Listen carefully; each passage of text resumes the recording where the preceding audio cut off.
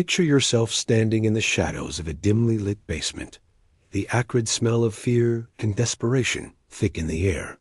Through cracked stone walls, you hear something that would have been unimaginable just days before. The most powerful man in the known world, sobbing like a terrified child. His voice, once trained to captivate audiences in grand amphitheaters, now trembles as he whispers the same pathetic phrase over and over again. This broken man cowering in a freedman's cellar isn't some common criminal or defeated general. This is Nero Claudius Caesar Augustus Germanicus, the 5th emperor of Rome, and his final hours are about to unfold in a manner so utterly humiliating that it defies everything we think we know about imperial death. When most people think about the death of Roman emperors, they imagine scenes of noble sacrifice, dramatic final stands, or at least dignified acceptance of fate. What we don't expect is an emperor so paralyzed by cowardice that he literally cannot drive a blade into his own throat without assistance, begging his servants to help him commit suicide while enemy soldiers close in on his hiding place. But to understand how the master of the civilized world came to such a pathetic end, we need to go back to the beginning and trace the twisted path that led from imperial palace to basement hideout. The story starts not with Nero himself, but with the poisonous legacy it shaped him long before he drew his first breath. December 15th, 37 AD. Dawn breaks over the coastal town of Antium as a child enters the world under what Romans would later claim were ominous circumstances. The infant who would become history as most notorious emperor was born into a family tree that read like a catalog of violence stretching back generations. His bloodline was soaked in murder, betrayal, and cruelty that seemed to pass from parent to child like some hereditary curse. This wasn't just any Roman family. This was imperial royalty at its most toxic. The boy's great-great-grandfather had paraded through Gaul, displaying severed enemy heads like trophies. His grandfather had gouged out a Roman knight's eye in the Forum simply for speaking against him. When the child's father received congratulations on his son's birth, his response was chillingly prophetic. Nothing that is not abominable and a public curse could be born of Agrippina and myself. The boy's mother, Agrippina the Younger, was perhaps the most dangerous woman in Rome, sister to the mad Emperor Caligula and great-granddaughter of Augustus himself. She possessed that lethal combination of imperial blood and ruthless ambition that had already made her legendary for all the wrong reasons. She had survived exile, buried at least one husband under suspicious circumstances, and was already plotting to place her infant son on the throne of the world. When little Lucius was barely 3 years old, his father died under circumstances that raised eyebrows throughout Rome.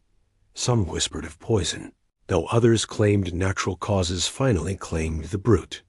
The child inherited a portion of his father's wealth, but even that meager inheritance was stolen when Emperor Caligula seized the family's assets. Agrippina found herself banished to a barren island, and her son was left in the care of his aunt with nothing but 2 servants, a dancer, and a barber, hardly the tutors appropriate for a future emperor. But Agrippina was not a woman who accepted defeat gracefully.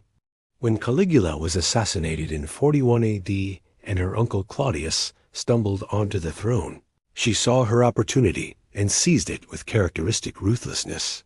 First, she married Gaius Caecilius Pasinius Crispus, one of Rome's wealthiest men, who conveniently died soon after their wedding, leaving her his entire fortune. Then she set her sights on the ultimate prize, the emperor himself.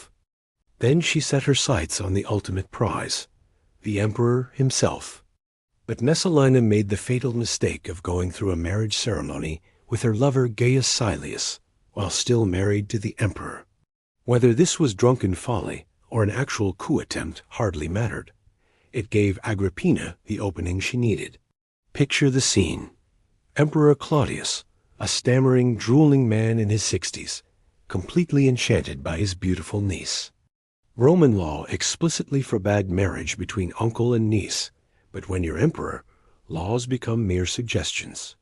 In 49 12-year-old Lucius watched his mother become Empress of Rome, and with that union, his path to ultimate power was set in stone. Agrippina wasted no time consolidating her position. She convinced Claudius to adopt her son, and the boy's name was changed to Nero Claudius Caesar Drusus Germanicus. At 13, he received the toga of manhood. At 14, he was proclaimed heir to the throne, taking precedence over Claudius's own biological son, Britannicus. At 15, he married Claudius's daughter Octavia, making him not just heir, but son-in-law to the emperor. But Agrippina had grown impatient with the slow pace of politics.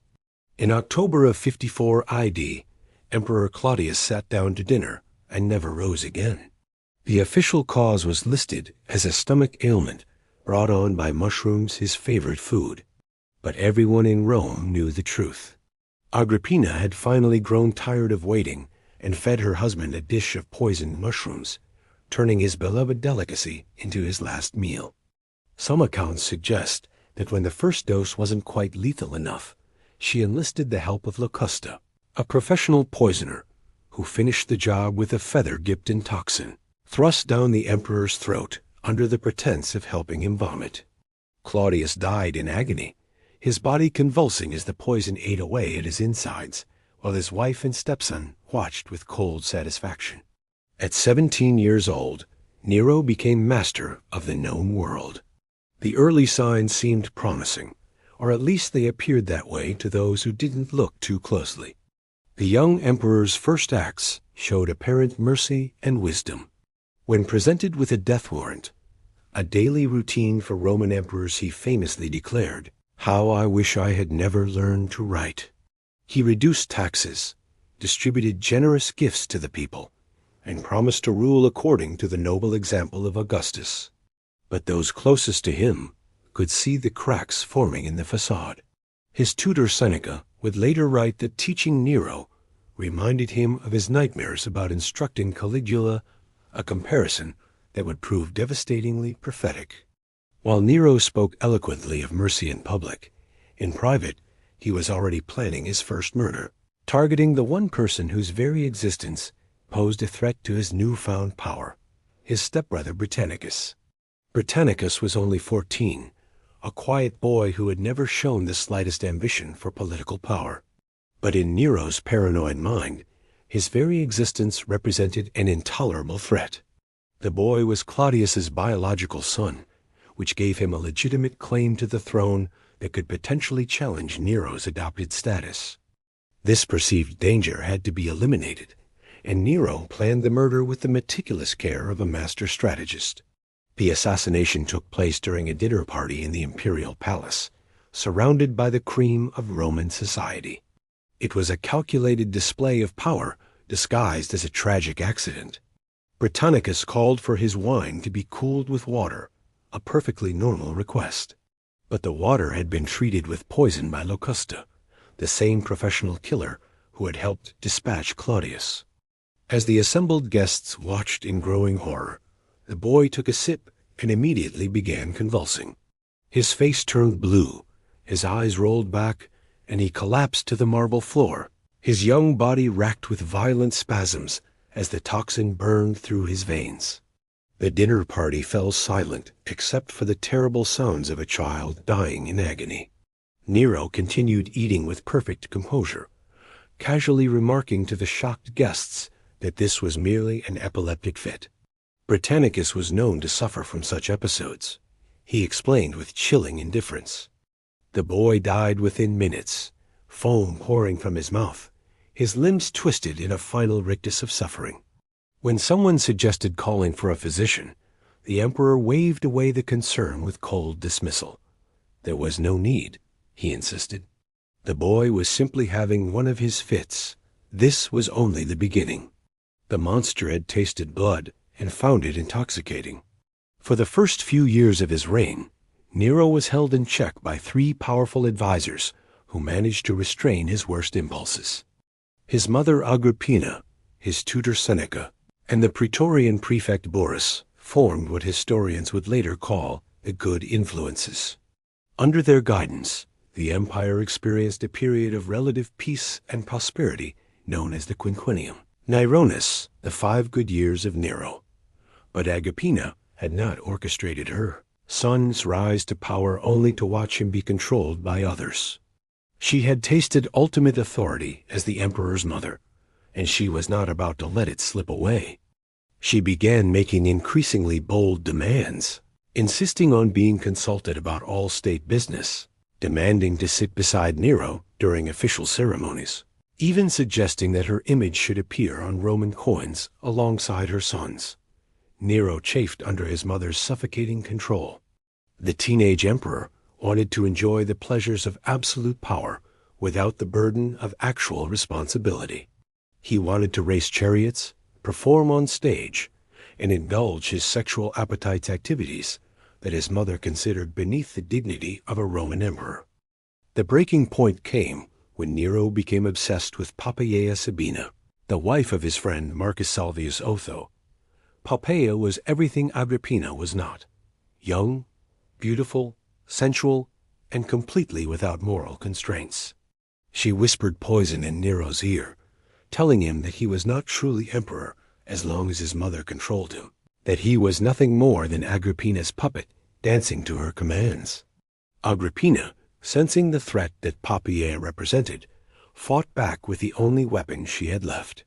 She began openly supporting Britannicus, or rather, she began hinting that perhaps she had made a terrible mistake in choosing Nero over Claudius as biological son. It was a fatal miscalculation that sealed her doom. The young emperor decided that his mother had to die, but killing Agrippina would not be simple. She was popular with the Roman people, beloved by the army, and protected by loyal guards who had served her for years. Worse still, she had survived so many assassination attempts over the decades that she had become paranoid about poison, employing professional food tasters and antidote specialists to protect herself. Nero needed a method that would appear completely accidental. His solution was an engineering marvel of murderous ingenuity that revealed the depths of his twisted creativity. He commissioned a special boat to be built for his mother, one with a collapsible cabin roof designed to crush its occupants while making their deaths look like a tragic maritime accident. The plan was elegantly simple in its deception. Nero would invite Agrippina to a festival at Baia, load her onto the specially constructed vessel for the return journey, and activate the mechanism once they were far from shore. The cabin roof, weighted with lead, would come crashing down, killing everyone inside while leaving no evidence of foul play. On the night of the festival, March 23rd, 59 Agrippina was in high spirits. She believed her son was finally showing her the respect and affection she deserved, treating her like the empress mother she had always seen herself as. She boarded the death trap with her friend Acerronia and a few servants, completely unaware that she was stepping into an elaborate execution device designed by her own child. As the boat moved into deeper water, the mechanism was triggered. The cabin roof came crashing down with a thunderous crack that echoed across the bay. But the plan went catastrophically wrong. Instead of crushing Agrippina, as intended, the falling debris killed Acerronia instead.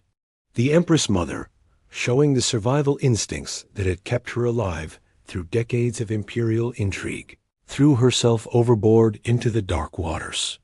Agrippina was an excellent swimmer, a skill that now saved her life in the most dramatic fashion imaginable. As the boat's crew tried to finish her off with oars and boat hooks, she swam toward shore through the black water, her heavy robes dragging her down while her iron will kept her afloat. She could hear them shouting behind her, cursing as they searched the darkness for any sign of movement. Against all odds, this woman who had survived the madness of Caligula and the paranoia of Claudius managed to pull herself from the water and stagger to safety. When word reached Nero that his mother had not only survived, but escaped, the young emperor flew into an absolute panic. There could be no pretense of accident now. Agrippina knew exactly who had tried to kill her, and she would not remain silent about her son's treachery. Nero had perhaps hours before she rallied her supporters and struck back with the fury of a woman scorned. In desperation, he turned to Anicetus, admiral of the fleet at Misenum, and the very man who had designed the failed boat trap. The order was simple and brutal. Finish what they had started. Kill her tonight. Anicetus and a squad of soldiers surrounded Agrippina's villa as she frantically tried to rally her forces and send messages to her allies throughout the city. They found her in her bedroom, still dripping with seawater, her hair matted, and her elegant gown torn from her desperate swim to shore. When she saw the armed men burst through her door, she knew immediately that her time had come. But Agrippina faced her death with a dignity that had defined her entire ruthless life. She stood tall, looked her killers directly in the eye, and spoke words that would echo through history. Strike my womb first. Let them drive their swords into the body that bore such a monster. The soldiers hesitated for just a moment. This was no helpless victim, but the daughter of Germanicus, the sister of Caesar, the mother of their emperor. But orders were orders. The blades fell again and again, hacking through flesh and bone, until Agrippina the Younger, the most powerful woman in the Roman Empire, lay dead in a spreading pool of her own blood. When Nero received confirmation that his mother was finally dead, his first emotion was not grief or guilt, but overwhelming relief. The woman who had made him emperor and then tried to control him was gone forever. He was truly free to rule as he wished, to indulge every appetite and explore every dark corner of his twisted imagination. But matricide would haunt him for the rest of his life in ways he could never have anticipated. The Roman people might have accepted the murder of political rivals, or even the elimination of potential threats to imperial security. But killing one's own mother violated the most sacred bonds of family and religion that held Roman society together. Rumors spread like wildfire through the city's neighborhoods and taverns. The whispers were even more damaging than the truth. Some claimed that Nero had not only murdered his mother, but had forced his way into her bedroom, afterward to gloat over her naked corpse, examining her body and making crude comments about which parts were beautiful and which were flawed. Whether or not this ghoulish tale contained any truth, it captured something essential about the monster Nero was becoming in the public imagination. He had crossed a line that could never be uncrossed, committed an act so fundamentally unnatural that it transformed him from a cruel young man into something barely recognizable as human. And the worst was yet to come. With Agrippina dead and his other advisors losing influence, Nero was finally free to indulge his every appetite without restraint. He threw himself into the pursuit of pleasure with the same intensity he had once applied to political murder. He raced chariots in private circuits built specifically for his entertainment, performed on stage before carefully selected audiences who dared not offer anything but enthusiastic applause, and engaged in sexual escapades that shocked even the jaded aristocrats of Rome. His marriage to Octavia, Claudius's daughter, had always been purely political rather than passionate.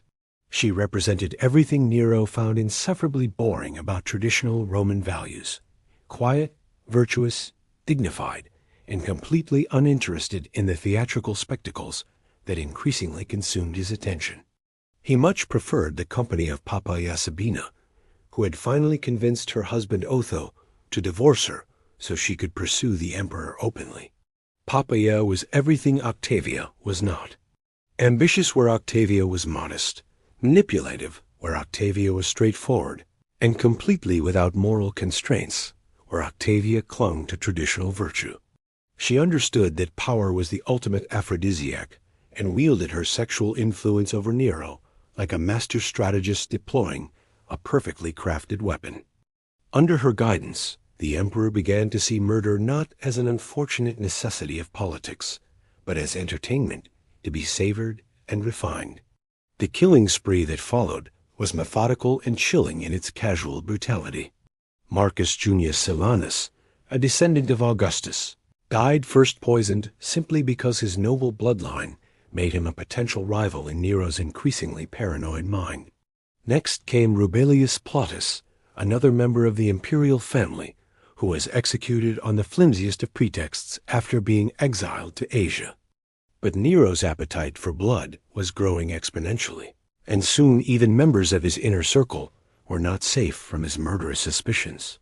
Boris, the Praetorian prefect, who had helped guide him through his early years as emperor, died under suspicious circumstances that were officially attributed to throat cancer, though many suspected poison had accelerated his demise.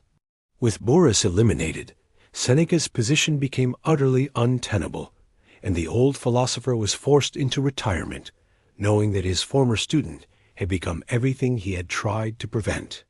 By 62 AD, 5 years into his reign, Nero had systematically eliminated everyone who might have restrained his worst impulses. He was answerable to no one, feared by all, and completely intoxicated by the power of life and death over millions of people. It was then that he decided Octavia had to go. The empress had committed no crime beyond failing to provide an heir and standing in the way of Nero's obsession with Poppaea. But in the emperor's twisted logic, these were offenses worthy of death. The problem was that Octavia remained genuinely popular with the Roman people, who saw her as a living link to the beloved Claudius and a symbol of traditional Roman virtue in an increasingly decadent court. Nero tried divorce first, claiming the marriage was invalid because of their close family relationship. When that failed to satisfy public opinion, he resorted to more dramatic measures, accusing Octavia of adultery with various men, including slaves. Under torture that left their bodies broken and their spirits shattered, her alleged lovers confessed to whatever their interrogators wanted to hear, their agonized screams echoing through the imperial dungeons day and night. But the Roman people refused to accept these obvious fabrications. When Nero announced his intention to marry Poppaea, riots erupted in the streets with a fury that shook the very foundations of imperial authority. Crowds surrounded the palace demanding that Octavia be restored as empress. Statues of Poppaea were torn down and dragged through the mud, while images of Octavia were crowned with flowers by weeping citizens. For a terrifying moment, Nero wavered. The riots reminded him that despite all his power, he still depended on some level of popular support to maintain his throne. He briefly took Octavia back, allowing her to return to the palace while Poppaea was quietly moved to a villa outside the city to wait for the storm to pass. But Poppaea was not a woman who accepted defeat with grace or patience. She knew that her entire future depended on becoming empress, and she was prepared to use every weapon in her considerable arsenal to achieve that goal. She convinced Nero that the riots were proof of a broader conspiracy, that Octavia was secretly plotting against him with foreign enemies, and that only her death could ensure his safety and the stability of the empire. The emperor needed little convincing. His paranoia had grown so intense that he saw treachery in every shadow and conspiracy in every whispered conversation. He had Octavia arrested on charges of treason and adultery, then shipped off to the island of Pandateria, the same desolate rock where her grandmother Julia had died in bitter exile decades earlier. But exile was not enough to satisfy Nero's paranoid fury. Within days, he ordered her execution, sealing the fate of a woman who had never harmed anyone and whose only crime was existing as an obstacle to his desires. Octavia was only 20 years old when the soldiers came for her with their grim duty. She had spent her entire short life as a pawn in other people as political games, married off as a child to secure alliances divorced, and remarried at the whim of her stepbrother-turned-husband, used as a symbol by people who cared nothing for her as an individual human being. Now, as she faced her final moments on that windswept island, she showed a quiet dignity that had been largely absent from her constrained life. The soldiers bound her hands and opened her veins with clinical efficiency, allowing her blood to drain slowly onto the stone floor of her prison cell. It was considered a merciful form of execution no cross, no beheading, no public spectacle, just a gradual slide into unconsciousness as her life ebbed away, drop by drop. She died calling out the names of her father Claudius and her murdered stepbrother Britannicus. Her last words a prayer that their spirits would welcome her into whatever realm awaited beyond death. Her severed head was preserved and brought back to Rome as proof of her execution, presented to Poppaea like some grotesque wedding gift from her devoted emperor. 12 days later, Nero and Poppaea were married in the most lavish ceremony Rome had ever witnessed, a spectacle that cost more than most provinces generated in an entire year.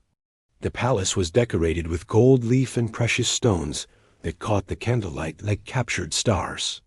Wine flowed like water through marble fountains, and the emperor himself performed a special composition he had written for the occasion.